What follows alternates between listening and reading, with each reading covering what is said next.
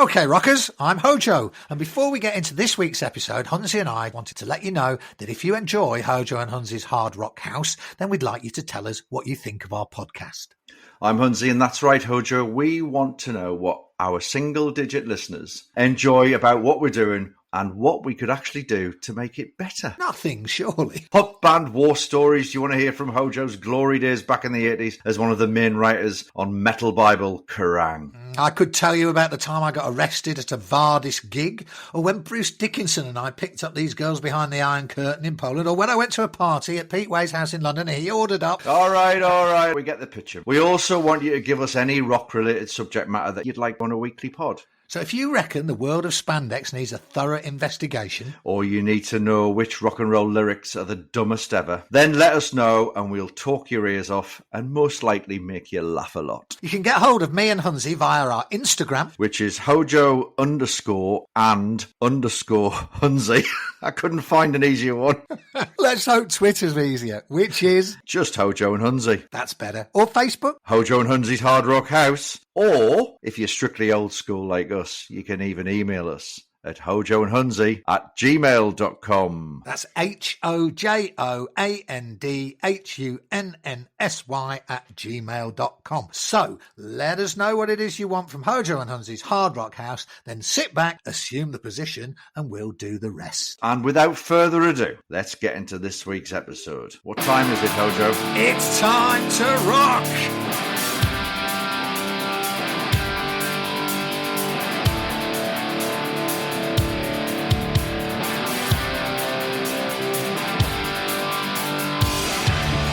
Hello. I'm HoJo. I'm Hunzi. And welcome to this, the 7th episode of HoJo. Seventh? Hard Rock House. Seventh, count them. The safe place for old rock gumbies, just like us, where rock and roll ain't noise pollution. So today we're bringing you the 7th son of our podcast. And if you don't know how we kick things off by now, well, as Guns N' Roses so rightly said, it's so easy. All we do... let's talk about the sounds that we've been shaking our booties to today. So, Hunzi, you know how it works. Tell me what top rock and roll music you've been annoying your teenage daughter with. I've been listening to probably the greatest debut album of all time. Led Zeppelin. So, some people have said Van Halen 1. Some people said, the first Boston album. Yeah. Blah, blah. But it's not. It's Wrathchild's Stack Attack. Ooh. Stack Attack by Wrathchild. For our single-digit listeners who may be in the United States, I believe they were called Wrathchild UK. In the UK, they were a band that, I guess, led the charge for the glam metal movement. And they made a debut album called Stack Attack, wonderfully spelt STACK-ATTAK, right, which will come on. That is complicated. They very much rode that sort of glam shock metal wave that happened in the start of the 80s, I guess. You call it a wave. It's more of just a gentle lapping on the shore, isn't it? Well, no, because you had the first Motley Crue album, and there was various other bands as well doing that whole look and feel of like. Oh, sorry, I thought you meant in the UK. But yes, you're right. In America, there was a glam kind of revival. Those bands loving the sweet and coming out of that Sunset Strip scene, weren't there? Exactly. Now, some people have called them a poor man's Kiss. I believe you might have said that as well. For me, though, they led the charge from the UK, and there was nobody else around in the United Kingdom who looked like them or sounded like them. And their debut album was a glam rock, but it had a real metal edge to it. Now, the production is the only thing that lets this album down. The production was done by Robin George, the guy who was in Magnum, and he had a song, was it Heartline? It was very sort of AOR-y pop. I think it was Heartline. He was a bit of a pretty boy. He even got on the cover of Kerrang when he wasn't at all known. Occasionally, Kerrang would take a punt on something, and sometimes it worked. Motley Crue, Metallica. Sometimes it didn't. Robin George, Malice. Back to Wrathchild. So Wrathchild's Stack Attack album, for anybody who hasn't heard it, is a bombastic mix of glam and metal. They sung very, very unashamedly about girls and hairspray and sex. Girls and sex, I can understand. The idea of they talk about girls, they talk about sex, they talk about hairspray. Yeah, there's nothing wrong with that. I got to see them on what is possibly the greatest triple bill tour ever. Everybody talks about when Metallica and Megadeth and Anthrax did the big 4 tour, and Black Sabbath and Van Halen. Nonsense. I saw them on this tour, and it was Wasp headlining, and Thor and Wrathchild. I saw that at the Newcastle Mayfair, and it was one of the greatest gigs I have ever been to, because Wasp at the time were coming through with their first record. So they were very much the American version of Wrathchild, I guess. Theirs was all about blood and meat, whereas Wrathchild was all about makeup and tinfoil and hairspray. Yes, tinfoil and hairspray. There's nothing wrong with that. I don't get the impression you are enamoured with Wrathchild's Stack Attack. Am I right? It's not quite right, Hunzy, because I remember hearing it at the time and being very surprised, because I was expecting it to be, to quote another journalist with a phrase that I've always loved, a tremendous piece of shit. But then when the album actually came out and I listened to it, it was an awful lot better than I thought it was going to be. And the reason that I had such a low opinion of Wrathchild was that I'd had a few dealings with them prior to the release of the record. I was living in Birmingham at the time, and Wrathchild were from a small town, maybe 20 miles from Birmingham, called Evesham. Yeah, they were taking glam to the countryside. I remember seeing them at a very, very small venue in Birmingham. Upstairs in a pub, there were maximum 20 people there. And they came on and they did the full show, for which actually at the time I thought, that's just ridiculous. But in retrospect, I think, well, you've got to take your hat off to people who believe in what they're doing, to the point where they're prepared to make fools of themselves in the upstairs of a pub. So they were there with the stack heels and the teased hair. Do you remember their drummer, Eddie Starr? Not his real name. Eddie Starr. Do you remember his gimmick? No, remind me. His gimmick was to have an enormous pair of oversized drumsticks that he would walk to the front of the stage and bang them together and go, fucking come on, clap your fucking hands. And they just looked absolutely ridiculous. Who would think to themselves, my gimmick, Ace Frehley's got the flaming guitar, Gene Simmons flies and spits blood, Eddie Starr goes, I'll make some big drumsticks and bang them together. I remember they also had a confetti cannon that the singer Rocky Shears used to come out and project confetti across the crowd. Yes, they did. I don't think they developed the confetti when I saw them in that pub, but what they did have was pyro, because Kiss were legendary for the amount of pyro they used, even when there was nobody watching them. So Wrathchild decided to have tons of pyro. It was a pub that obviously most nights of the week was a disco, for people who dance around their handbags. Do you remember at the time that you used to have these kind of mirror ceilings? Presumably there'd be a mirror ball in the middle. The mirror ball would go around. There'd be some light flashed off them. It would flash off the mirrors on the ceiling and it would light up the dance floor. They look quite expensive. But Wrathchild let off the huge amount of pyro in this tiny room and actually blew up the mirror that was on the ceiling and shattered it. And I remember the whole thing came down. There was shards of glass all over the floor. It was hilarious. See?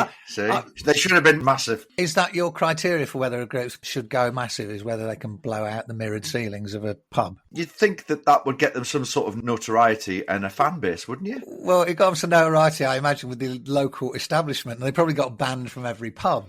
So anyway, I knew Wrathchild a little bit from those early days. Then they came and kidnapped me in the Kerrang office. Did you know about this? They did what? They kidnapped me in the Kerrang office. Right, okay. Had you written another bad review? Is this another Howard Johnson substick? I don't think I'd written anything about them at this point. And for some reason, I'd been asked to do the interview. So I knew that they were coming to the office and I was waiting for them. This would be 12 to 18 months before the album. So they all turned up to the office in the full regalia. Again, at the time, I thought, what a bunch of knobs. Now, hats off. Courage of your convictions. So you're telling me in the middle of the day, Wrathchild walked into your offices in their full stage gear. In the centre of London, above Covent Garden tube station. And anybody who knows London will know Covent Garden is just absolutely full of tourists. And the idea of these four Burks walking down the street in the full regalia is tremendous. And frankly, knocks my walking up King's Heath High Street in a pair of spandex into a cocked hat. So they came into the office. And I can remember what I was wearing that day, Humsey, because there's photographic evidence. So they grabbed me. I was wearing a Journey baseball shirt. You can't imagine anything further removed from Wrathchild, can you? And they grabbed me and they brought some chains and they grabbed hold of me and they wrapped me up in these chains, put me in a chair daubed me with a load of makeup, rougey, cheap type makeup, really over the top. And then photographs were taken of them holding me captive before I did the interview. Was that photograph used as part of the feature? Absolutely. It was used in Kerrang, and I am going to dig it out, and we're going to somehow make that available to our single-digit listeners, because that is a classic piece of Wrathchild stroke HoJo rock and roll memorabilia. So I was very well aware of Wrathchild, but then sadly the relationship soured. What did you do? What did you do? How do you know it was something I did? It could have been something they did.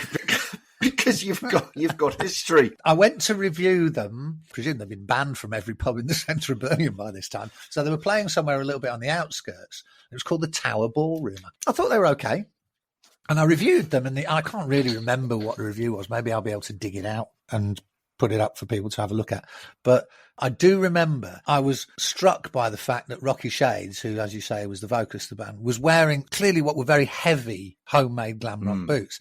And he was having a bit of trouble moving. He was wandering about the stage, and he was obviously having trouble getting his feet moving. And I wrote in my review, and it's kind of a funny little thing to write, really, because it's not very clever, but I wrote, Rocky Shades was on stage looking like an undernourished gorilla. And then about 2 weeks later, I bumped into him in Birmingham, and he went fucking mad. He was really, really angry. Well, who are you saying walks around like a fucking undernourished gorilla? I'm going to fucking swing for you, mate. He was really, really angry.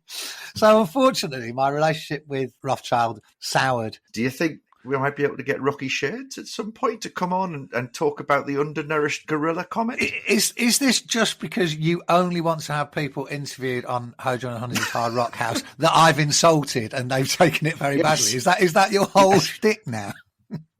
Yes, we can at some point see if we can get Noodles from the Offspring, who attacked me in the toilets at the Yes, Kerrang you were attacked in the toilets, but we'll get back to that in another episode. We'll keep our powder dry on that one. So Wrathchild, I have to say, not as bad as people might think. It was very much a kind of low rent Kiss, wasn't it? They didn't have a lot of. Oh, I've got another story, Hunsy. Just remembered. Yeah, another Wrathchild story. I went out to another place to see them out near to where they lived in Evesham. I think you're a fan. There must have been some kind of fanboy thing going on, wasn't there? Because you don't go and watch a band 3 times. So I remember I went to this gig, and I went with my best pal from university, and he was in the toilet having a piss, and he came out laughing, and he went, "You'll never just guess what's happened." And he said, "I was in there having a piss, and this old guy's having a piss next to me, and he's going, 'What are you doing here, mate?' He goes, 'Oh, I've come to see the band.' He goes, 'Oh, yeah, Wrathchild.' He comes to me, yeah. He goes, 'Oh, right, okay, do you like him?' We went, 'Yeah, I do like him, they're good.' And he said, 'Oh, well, do you know the guitarist, Lance Rocket?' He went, 'Well, yeah. I know it's him.' He went, 'I'm his dad.' And my pal Baz said, I couldn't resist it. I went, 'Very pleased to meet you, Mr. Rocket.' So many Wrathchild stories, and probably I have to agree with you that the album was better than I thought it was. It's got a couple of good songs. Obviously, I'm a stickler for spelling because I'm an editor, so that didn't sit very well with me at all. There were 10 tracks on the album. The opening track was obviously the title track, Stack Attack. Other tracks of note on that album, Trash Queen was brilliant, Shocker was brilliant, Law Abuser was brilliant. And they did do a song that we shouldn't really mention because we can't mention it anymore. They did a cover of Gary Glitter's All Right with the Boys. You've just mentioned it. Opening. That's it. We'll be cancelled. We'll be cancelled, Hunsy. No, let's draw a discreet veil over that and move on to a much more wholesome rock band. Should I tell you what I've been listening to this week, Hunsy? Yeah, go on. Well, it's a bit from the sublime to the ridiculous, really. Wrathchild didn't really trouble the scorers in terms of sales. This band, however, possibly one of the best-selling metal bands of all time, and that is Def Leppard. Now, I don't listen to a lot of Def Leppard. I'll lay my cards on the table, but I was interviewing Rick Savage and Phil Collin from the band about Pyromania, which has been released this year as the usual thing where they go and get all the scrapings off the studio floor and various demos and this and that and the other. I mean, that's something we must talk about one day, is whether we think these are worthwhile, because I have serious doubts about them. Anyway, being a diligent journalist, I went and did my research and my homework and went and listened to the album again. And cards on the table, Def Leppard, not one of my go-to bands, but you can't argue with that record in terms of the game-changing quality that it had. When that record came out, it was a game changer, wasn't it? Absolutely. And I think it was their last truly brilliant record. Now, they've done some great stuff since then. Everybody can talk about Hysteria till they're blue in the face. But I almost felt as if Hysteria kind of went too far. Do you know what I mean by that in terms of the production? I thought it was brilliant. It had some amazing songs on it. But I think Pyromania, from a game-changing perspective, was the pinnacle. The songs were amazing. The production made everybody go, fucking hell, this is different level. This is taking rock into a completely different space through the production. All down to Mutt Lange, who sat them down and went, right, we're going to make an album that is going to be for the masses. We're going to take metal to the masses. That was the plan, was to make it more accessible. Yeah, it's absolutely what they were telling me. That was very much the game plan. Savs told me that they felt they never were a metal band, but they had metal tendencies because they were a two-guitar outfit. And they said, we like Black Sabbath and we like Uriah Heep and all those traditional rock bands that people of our age growing up in the late 70s in the UK liked. But they were also very much, here's your little detour back to Wrathchild. They were very influenced by glam rock as well. So they loved Mud, they loved Sweet, they loved T-Rex. And they wanted to really mold their sound so that they could better present those two sides of what they were into. You know, Sav said, we liked High and Dry, which was the album prior to Pyromania. We thought it was a good record, but it wasn't showing the full palette of what that band was interested in. And that was the notion behind Pyromania. And I think you also have to go, Mutt Lange was a clever cookie. I think he spent an awful lot of time listening to American radio, working out what American radio liked and trying to create a sound that worked particularly within the confines of American radio. I'm no expert, but Sav was talking about things like understanding certain frequencies that the radio sounds better on. You know, when they broadcast on FM in America, there are certain frequencies that make songs sound better. All that kind of deep knowledge was put into Pyromania. And of course, it took the best part of 1982 to make it. It was an entire year of doing, which was very, very unusual. I know Tom Scholz with Boston was an outlier with that, but he was making that first Boston record on his own in his basement in his spare time. It wasn't like Leppard, a professional act with a professional producer in a top quality London studio. So it was a game changer, and it did change how people thought about rock music. They were very lucky as well because they were young guys. I mean, it's amazing. It was the third album and they were still aged between about 19 and 23, the band members, you know, still really young guys. Mental, incredible. And yeah, it is when you look back on it. And also they were extremely lucky because MTV was just getting underway and was really starting to have a major influence. And they kind of manufacturing their image a little bit more going towards that sort of Duran new romantic pop thing than they were metal. They didn't look anything like Iron Maiden. They didn't look anything like Saxon. They didn't look anything like Motorhead. They probably didn't really want to look like anything like Wrathchild. Well, who does apart from you? But it was right place, right time. It was very clever. Yeah. I personally think that there are elements of that record that haven't worn very well. I think it feels very, very kind of clinical. Yeah. The songs are very good. Overall, you can't argue with songs. I think, again, for me, Hysteria just tipped over the edge. It was like, yeah, it's cool. They're wankers. When it went to that bit where it's, I suppose a rock's out of the question and all that, that was just when I totally switched off. It just felt very, very cynical. They were shunned by the UK, weren't they? And, very much so in the early days. When, even after that first album, people were saying, they've sold out to America, which was a bit unfair because their sound was just a bit more commercial. But there's a song on the first album called Hello America, which is them basically going, hello America, please like us. Well, I think that's probably true. But frankly, what's wrong with being sexy? What's wrong with trying to be appealing in the biggest rock market in the world? I certainly wasn't going to start pissing in a can at the Reading Festival and throwing it at them, which is what happened to a lot of people did. But who had the last laugh with the 10 million selling Pyromania? MTV picked up on Photograph, and then that was it. Boom. the whole thing Boom, just went yeah. absolutely bonkers. And a great choice by yourself there, HoJo. I would recommend anybody to go back and listen to that record because there's some brilliant, brilliant songs on it. And Foolin' is such a brilliant rock song. Rock of Ages, obviously. There's also a track called Die Hard the Hunter where the riff was actually taken from Cliff Richard's Carrie, I believe. But a great record, a great record. All the guys in Def Leppard, the first thing that anybody ever says about them is what a really lovely bunch of guys they are. A fantastic bunch of people, really decent. And Phil Collin didn't let me down chatting to him. He's just absolutely delightful chap. And he was very self-aware about the whole thing because he said to me, when I got back from the Pyromania tour, I was back in the UK and I bought the first fancy car that I'd ever had. And it was a Porsche. And he said, I was in a traffic jam on London Bridge in London and there was a knock on the window. And I looked up and there was an unbelievably good looking girl who was by the window and she was clearly a model. And he said, I wound the window down and she gave me her phone number and asked me to call her. And he said, before I'd gone off on tour with Def Leppard, I would have been travelling across London Bridge in a Ford Cortina. And you can guarantee one thing, Howard, she would not have been knocking on that window. And it was great because he was very self-aware about what being a rock star can do to the level of attractiveness you have to the opposite sex or even the same sex.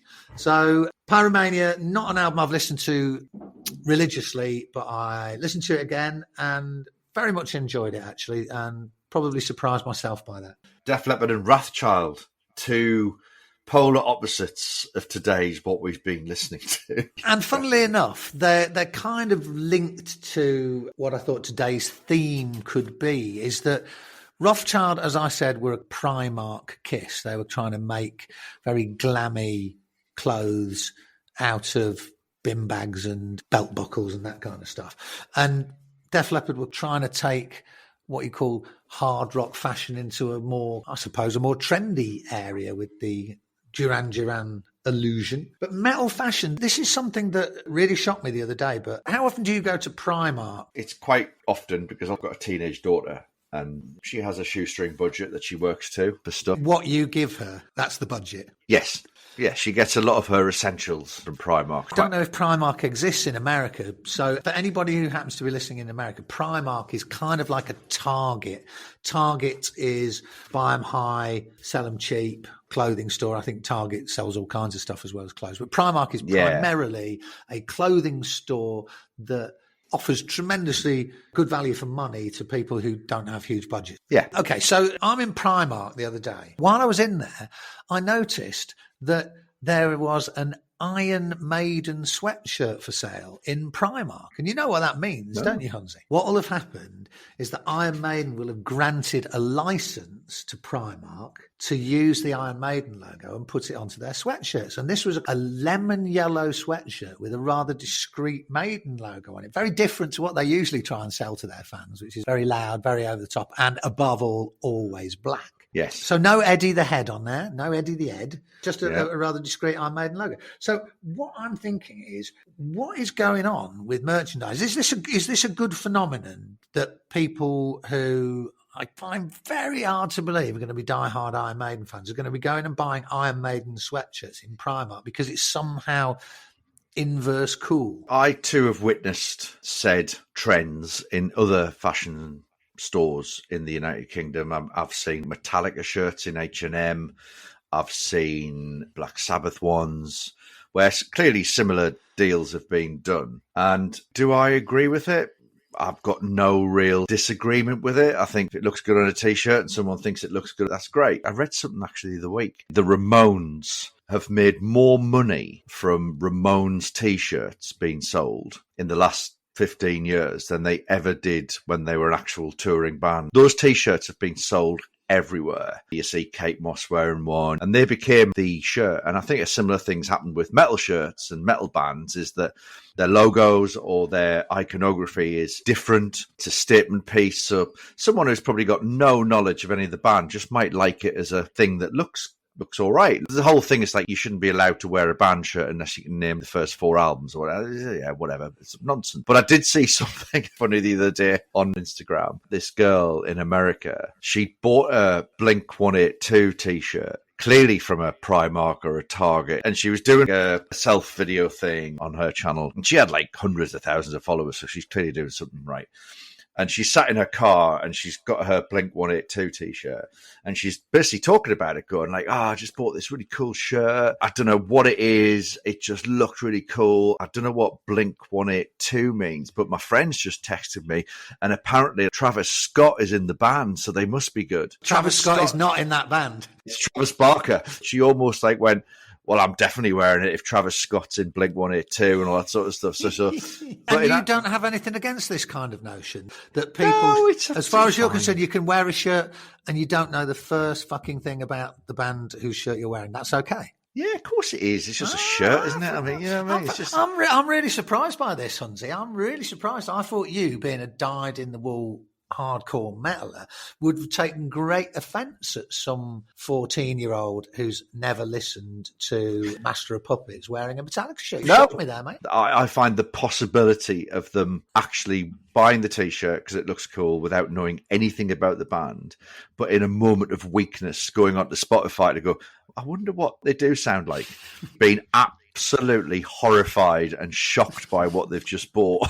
I find that funny. I want Primark to be selling Venom t-shirts or Bathory t-shirts or Death t-shirts. I don't think that's beyond the realms of possibility these days, do you? That could very well happen. I'm of the opinion that you shouldn't wear the shirt unless you know at least something about it. I think you've got to name every track off all the first 4 albums, maybe going a little far. But you know, like the taggers you get in a store, and if they're not taken off, they beat when you leave. I think there should be something like that. And when you leave, you have to name 3 songs by the band whose shirt you just bought. Or you have to put it back. Yeah, you have to put it back and you get no refund. Wow.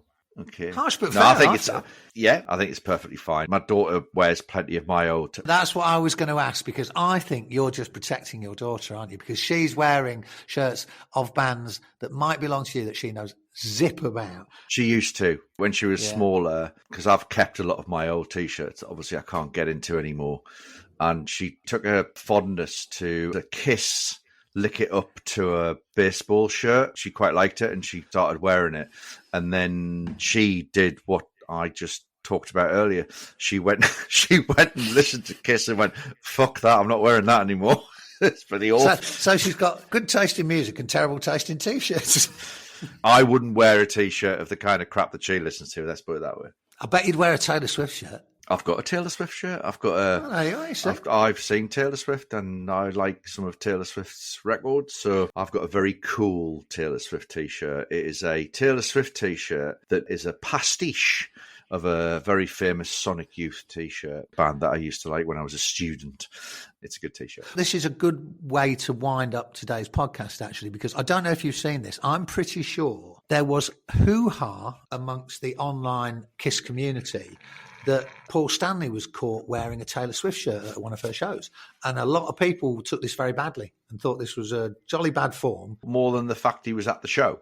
Yeah, I think the wearing of the T-shirt really is what upset people. We'll go and look this up and maybe we'll revisit this. And the idea of whether musicians have an obligation to their fans. When fans don't like something, are musicians obligated to react, or can they just say, fuck you? I saw a photograph of Geezer Butler at a Taylor Swift gig as well. He took his kids to see... His grandkids, I bet. And he was photographed at the gig and said, yeah, great, brilliant. What's wrong with that? Well, I think we've come to the end there, my friend. It's been a pleasure. Never a chore, as I always say. Well, we probably spent too long talking about Stack Attack, didn't we? Never too long to talk about silly heavy metal. I'm all in favour of that. No. All right, my friend, I'm going to let you go. Go and put your Taylor Swift shirt on. I'm going to go and put my Madonna swimming trunks on. And I'll see you next week. Listen to Stack Attack. Go and listen to Stack Attack. While listening to Stack Attack. Catch you later. Ciao. Bye. Bye-bye.